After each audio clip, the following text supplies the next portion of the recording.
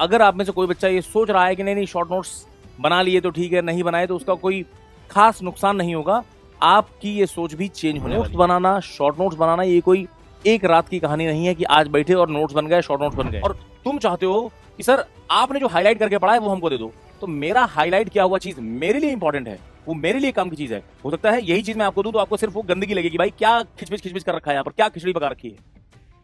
Hello बच्चों, क्या हाल चाल है? आई होप आप लोगों की गेट की प्रिपरेशन बहुत बढ़िया तरीके से चल रही होगी। काफी समय बीत चुका है, आप लोगों के कई सारे सब्जेक्ट्स भी रेडी हो चुके होंगे। और बार बार हमने बोला है कि सब्जेक्ट्स जो रेडी होते जा रहे हैं उनको टाइमली रिवाइज करते रहिए, क्योंकि अगर रिवीजन नहीं किया और हफ्ते 10 दिन 15 दिन बीत गए तो 15-20 दिन के बाद जब आप फिर से कोई सब्जेक्ट को उठा रहे होंगे विदाउट एनी रिवीजन, 20 दिन बाद जब आप फिर से देखेंगे तो आपको पूरी चीजें बिल्कुल नई सी लगेंगी और आपको लगभग उतनी ही मेहनत करनी पड़ जाएगी सीखने के लिए जितनी आपने पहली बार करी थी। ठीक है? और ये तो अभी सिर्फ 2-3-4 सब्जेक्ट्स खत्म हुए हैं। सोचो कि जब दिसंबर में आप पूरे सब्जेक्ट्स पढ़ चुके हो और अब बारी है रिवीजन की, 10 सब्जेक्ट्स हमको रिवाइज करने हैं और 10 सब्जेक्ट्स को पढ़ने के लिए उतनी ही मेहनत लग रही है जितनी आपने शुरुआत से की है पूरे 1 साल में, तो चीजें बहुत भारी पड़ जाएंगी, है ना? फिर तो आपके पास टाइम भी बहुत कम है। तो हम लोग आज इस सेशन में बात करने वाले हैं कि शॉर्ट नोट्स की क्या इंपॉर्टेंस है। और शॉर्ट नोट्स ना सिर्फ आपके रिवीजन टाइम को कम करता है, इसके और भी कई सारे फायदे हैं जिसको हम लोग डिस्कस करेंगे। तो अगर आप में से कोई बच्चा ये सोच रहा है कि नहीं शॉर्ट नोट्स बना लिए तो ठीक है, नहीं बनाए तो उसका कोई खास नुकसान नहीं होगा, आपकी ये सोच भी चेंज होने वाली है इस सेशन के आखिर तक। लेकिन इससे पहले कि मैं सीधे शॉर्ट नोट्स कैसे बनाते हैं इस पे बात करूं, इससे पहले मैं आपको दिखाऊंगा कि डिटेल्ड नोट्स अगर खूबसूरत तरीके से बनाए हैं तो उसका भी अपना बड़ा फायदा होता है। शॉर्ट नोट्स तो बाद का प्रोसेस है, रिवीजन में हेल्प करेगा, लेकिन उससे पहले हमने चीजों को क्रिस्प तरीके से समझा तो हो, क्रिस्टल क्लियर तरीके से समझा तो हो। रिवीजन तो बाद में करेंगे, रिवीजन में आपको वही चीजें याद आएंगी जो आपने पहली बार पढ़ी हैं। तो पहली बार बहुत अच्छे तरीके से पढ़ना बहुत जरूरी हो जाता है। एक बच्चे ने नोट्स शेयर किए हैं मेरे साथ कुछ चैप्टर्स के, उसमें से मैं एक चैप्टर आपके सामने रख रहा हूं and I just want to show कि कितना खूबसूरती से नोट्स को बनाया गया है। क्लास में बहुत सारी चीजें हम लोग लिख भी देते हैं जो इंपॉर्टेंट है, कुछ चीजें जो हमने बोली हैं बट शायद लिखी नहीं है, लेकिन अगर बच्चे को लग रहा है कि नहीं नहीं ये बात हमको लिख लेनी चाहिए यहाँ पर बाद में भी याद रहे, तो बच्चे ने वो भी चीजें लिखी हैं और बिल्कुल अपनी लैंग्वेज में लिखी हैं। बेहद खूबसूरत बैलेंसिंग का नोट्स है। लुक एट दिस, कोई लंबी लंबी बड़ी बड़ी डेफिनेशंस नहीं, जिस तरीके से क्लास में फ्लो चार्ट के थ्रू हम लोगों ने बातें करी थी बिल्कुल वैसे ही बच्चे ने यहाँ पर लिखा हुआ है। थोड़ा और आगे बढ़ते हैं, जहां रियलिस्टिक डायग्राम हो सकते थे बच्चे ने रियलिस्टिक डायग्राम भी इंपोर्ट कर रखे हैं। ये कॉपी पेन वाले नोट्स नहीं है, कॉपी पेन में पॉसिबल नहीं है, कुछ तो एप्स ऐप का यूज करके बनाई गई चीजें हैं, बट ठीक है जो भी है, एफर्ट बहुत दिए गए हैं। कहां पर किस चीज को हाईलाइट करना है, पूरी इस चीज की समरी को एज अ कंक्लूजन कहीं लिखना है। जैसे यहाँ पर थीटा कैलकुलेट करना था तो नेगेटिव साइंस आएंगे और नेगेटिव को कैंसिल नहीं करना है, क्यों नहीं कैंसिल करना है, अगर कैंसिल कर देंगे तो फिर क्या होगा, है ना? सारी चीजें लिखी हैं कि अगर कैंसिल कर देंगे तो ये वाले आंसर्स मिलेंगे लेकिन करेक्ट वाले आंसर्स ये हैं, हर चीज लिख रखी है। इसको इन्होंने कॉन्सेप्ट करके हाईलाइट कर रखा है और इसी तरीके से पूरा का पूरा नोट्स बहुत खूबसूरती से बनाया गया है यहाँ पर, है ना? अब ये नोट्स यहाँ पर जो डायग्राम भी बने हैं वो भी एज पर प्रॉपर स्केल बनाए गए हैं। तो इस तरीके के नोट्स अगर आपने बनाए हैं डिटेल्ड, तो मेरे ख्याल से एक बार पहली बात तो जब आप एक एक चीज अपने हाथ से लिखते हो, कोई चीज लिख करके गलत आंसर को काटा भी है कि नहीं नहीं इस तरीके की सोच भी अपने आप में गलत है। तो अगर आपने इस तरीके से डिटेल्ड नोट्स बनाए हैं तो इसका मतलब आप उस रिगरस प्रोसेस से गुजरे हैं। सिर्फ हमारे क्लास में दिए गए पीडीएफ को ऊपर ऊपर से देख लेना it will not make you perfect. जब आप चीजों को देखते हैं, पढ़ते हैं, उसके बाद अपने हाथों से एक एक वर्ड, एक एक लेटर को लिखते हैं, एक एक डायग्राम बनाते हैं, तो कहीं ना कहीं आप उस मोमेंट को, उस सब्जेक्ट को जी रहे होते हैं। फिर आपसे गलतियां होने के चांसेस लगभग 0 हो जाते हैं। एक बार आपने नोट्स बना लिए, अच्छा ये जो नोट्स बने हैं, जो बच्चे अपनी कॉपी में भी नोट्स बना रहे हैं, एक चीज का ध्यान रखिए कि नोट्स बनाते समय क्लास में जो चीजें पढ़ाई गई उसमें से जो भी चीजें आपको इंपॉर्टेंट लग रही हैं आपने लिखी हैं, फिर आपने पैरेलल में हो सकता है कोई एक आध बुक्स भी फॉलो की हो, वहां से भी कुछ इंपॉर्टेंट चीज अगर आपको लग रहा है लिखने लायक तो आपने वो भी लिखी हुई है।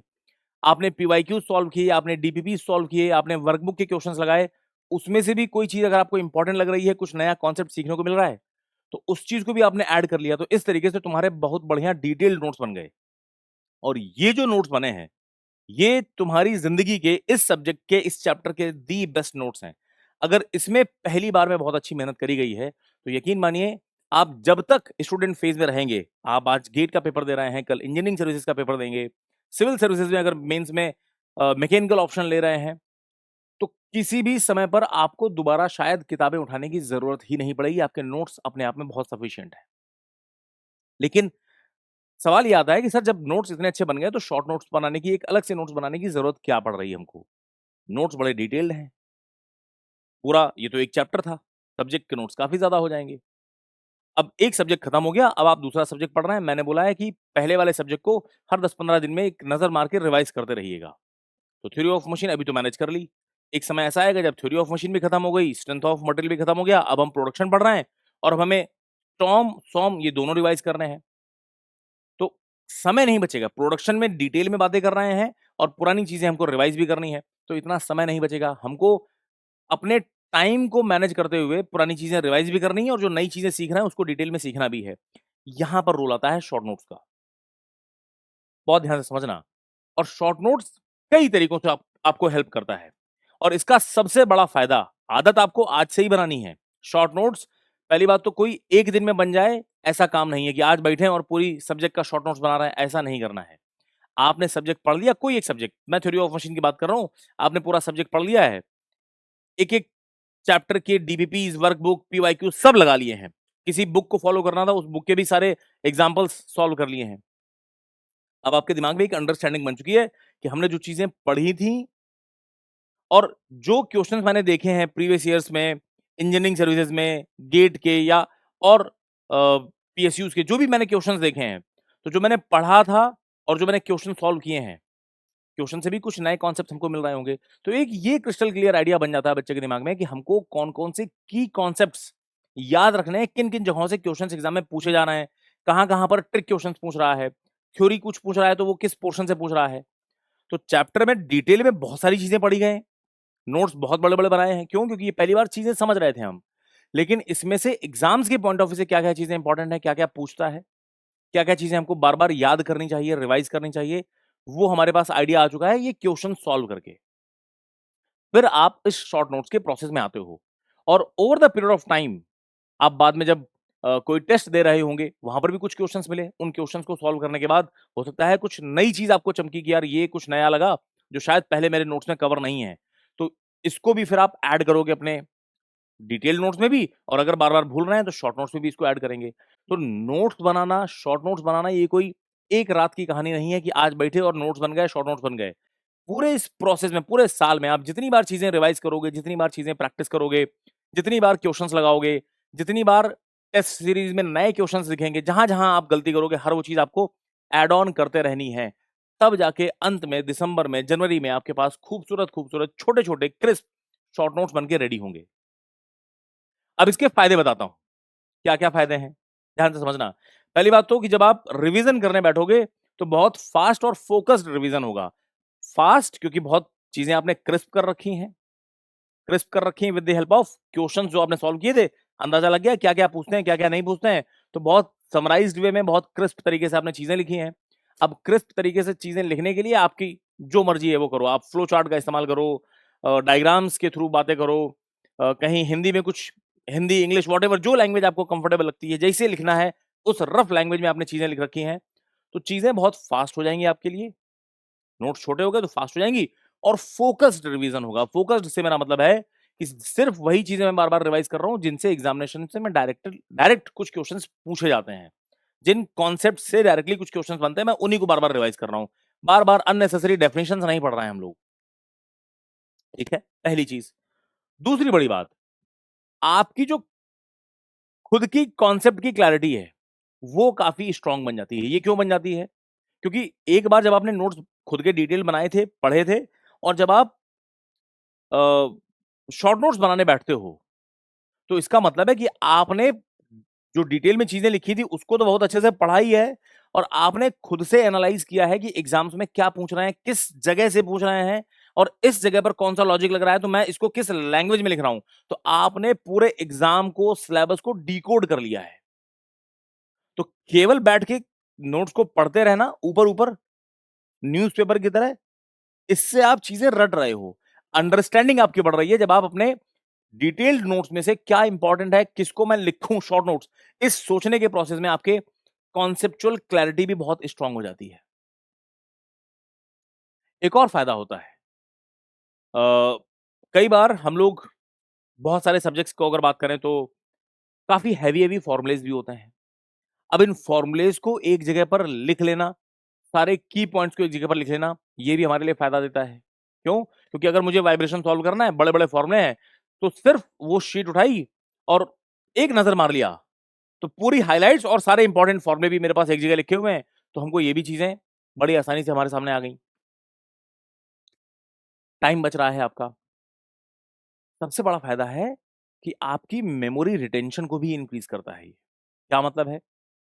जब आप डिटेल्ड नोट्स बना रहे हो, तब तो आपके सामने हमारे पीडीएफ रखे हैं क्लास में, स्क्रीन में हम दिख रहे हैं आपको, तो आपने नोट्स बना लिए, कॉपी कर लिया, ठीक है ना?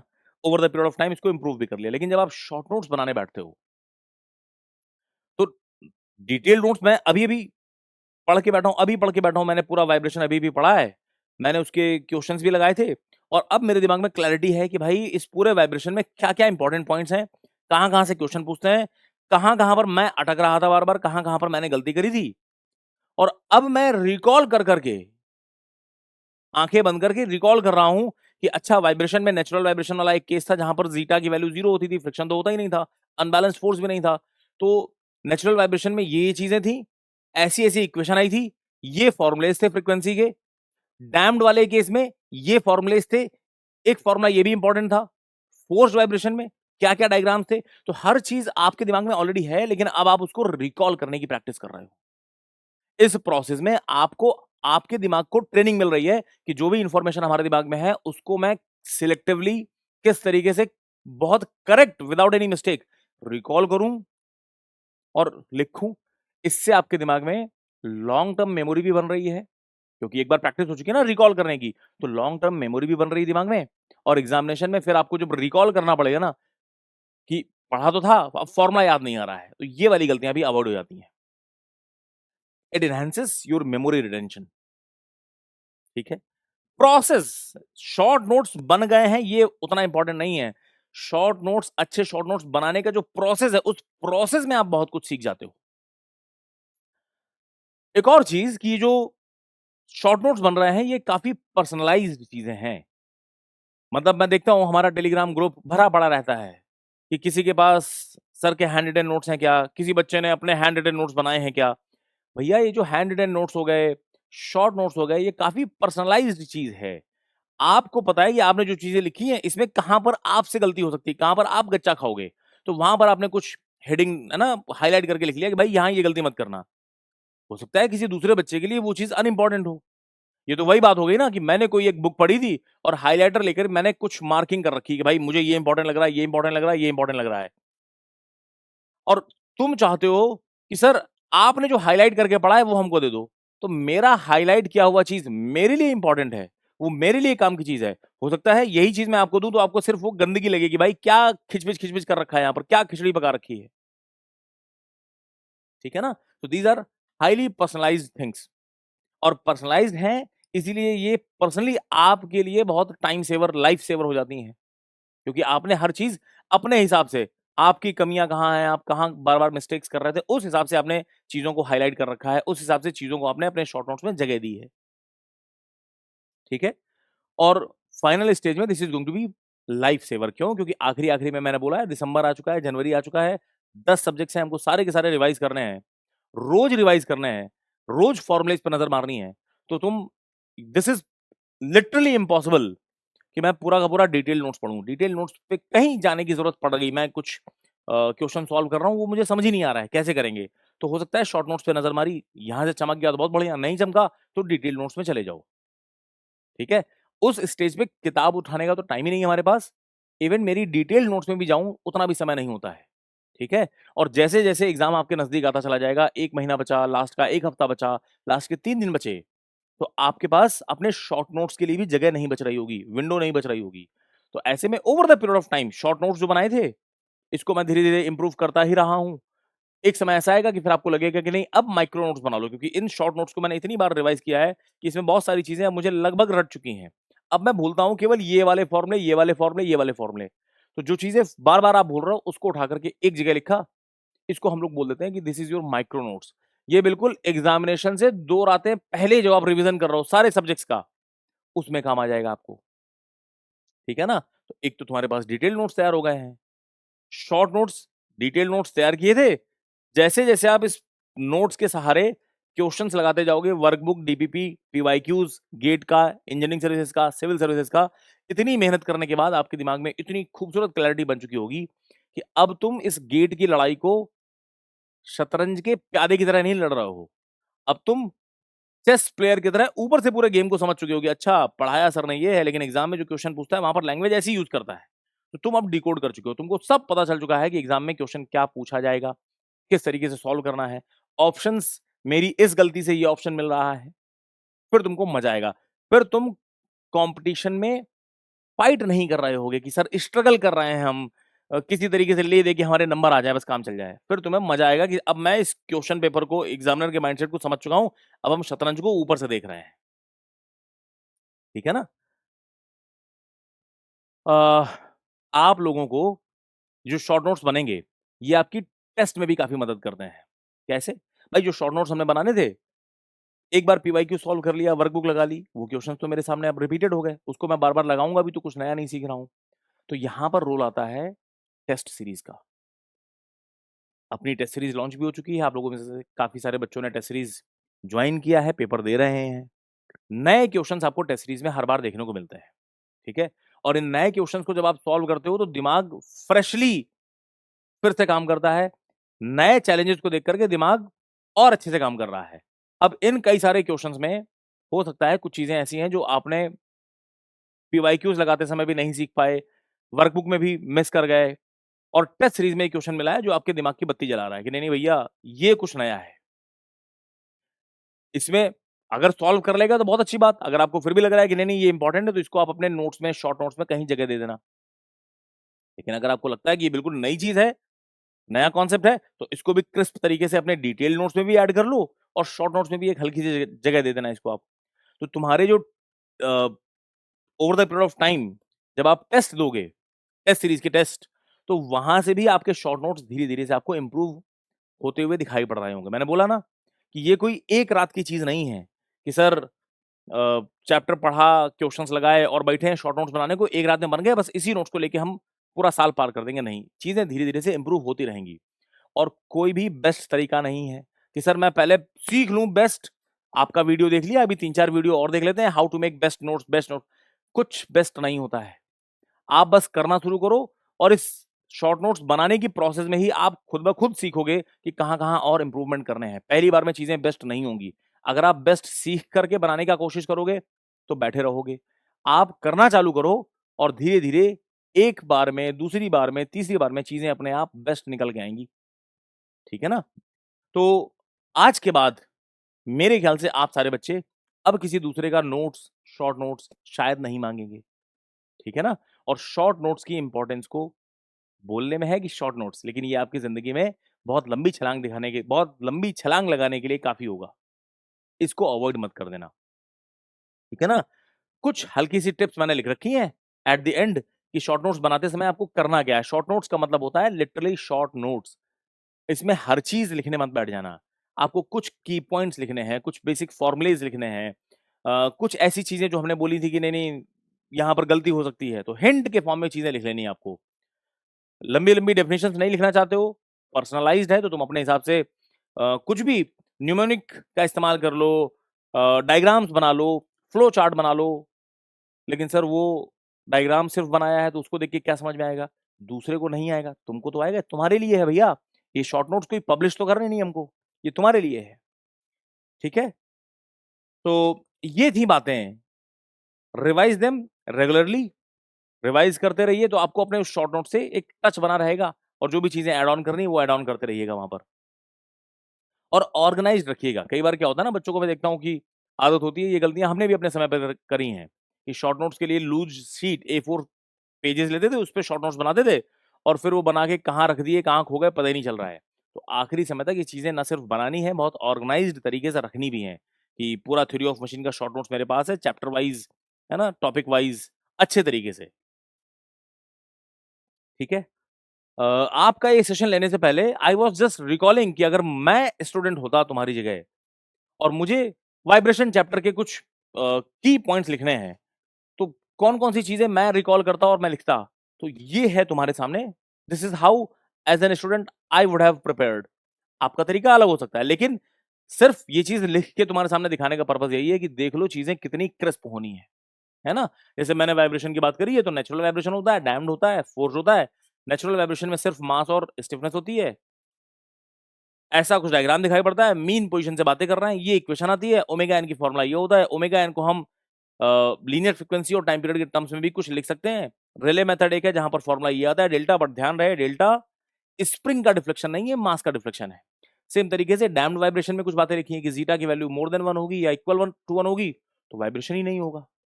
लेस देन 1 है तो वाइब्रेशन होगा, अंडर डैम्ड सिस्टम बोलते हैं। और अगर वाइब्रेशन होगा तो उसका इक्वेशन हमको कुछ ये दिखाई पड़ रहा होगा जहां पर frequency omega D something like this, और फिर x naught by x one, x one by x two, यहां पर कुछ फॉर्मुलेज आते हैं जो मैं बार बार भूल रहा हूं, तो मैंने उसको फिर से लिख लिया यहां पर। इसको हम बोलते हैं दिस इज डिक्रीमेंट रेशियो। ऊपर जो चीज है इसी को डेल्टा, लॉगरिथमिक डिक्रीमेंट। अब मैंने शॉर्ट में लिखा है लॉग डिक्रीमेंट, मैं लॉगरिथमिक डिक्रीमेंट नहीं लिखूंगा, लॉग डिक्रीमेंट लिख दिया मैंने इसको। और डेल्टा का फॉर्मूला ये होता है, खत्म बात। और एक चीज मैंने और लिख दी है कि भाई ध्यान रखना क्वेश्चन सॉल्व करते समय लीनियर वाइब्रेशंस हो रहे हैं या रोटेशनल वाइब्रेशंस हो रहे हैं, यहां पर यूनिट्स का ध्यान रखना है हमको। सेम तरीके से मैंने फोर्स वाइब्रेशन में भी कुछ फॉर्मुलेज जो इस्तेमाल हो रहे हैं उसका समरी फॉर्मेट में यहां पर लिखा हुआ है कि ये फॉर्मूला होता है एम्पलीट्यूड का, पाई का फॉर्मूला दोनों टर्म्स का रेशियो, ट्रांसमिसिबिलिटी के फॉर्मूले में ऊपर कुछ लिखा है और नीचे इसी को उठा के मैंने यहां पर लिख दिया है कि भैया सेम चीज जो यहां है वही यहां पर आएगा। तो इस तरीके से आपको अपने नोट्स बनाने हैं, ठीक है ना। तो ये मैंने रिप्रेजेंट किया कि भाई अगर मैं स्टूडेंट होता तुम्हारी जगह तो मैं क्या कर रहा होता, मैं कुछ इस तरीके से बनाता चीजें। वाइब्रेशन के बन गए, किसी और चैप्टर के बनाते, फिर और चैप्टर्स के बनाते, और इस तरीके से मेरे पास हर चैप्टर का एक A4 साइज के पेज में या ज्यादा से ज्यादा 2 A4 साइज के पेज में पूरा का पूरा शॉर्ट नोट्स क्रिस्प तरीके से लिखा हुआ है। कुछ बच्चों से जब हम बोलते हैं कि शॉर्ट नोट्स बनाने हैं तो A4 साइज के पेज में एक चैप्टर पूरा आ जाए आपका, तो बच्चे क्या करते हैं ना, बहुत छोटा छोटा लिखना शुरू कर देते हैं और पूरा का पूरा डिटेल नोट्स उसको है ना कॉम्प्रेस करके, समरी नहीं लिख रहे हैं, डिटेल नोट्स में बड़ा बड़ा लिखा है और वो हर लगभग हर चीज, हर डायग्राम, हर फॉर्मूला उठा करके छोटा छोटा लिख करके उस A4 साइज के पेज में ला देते हैं।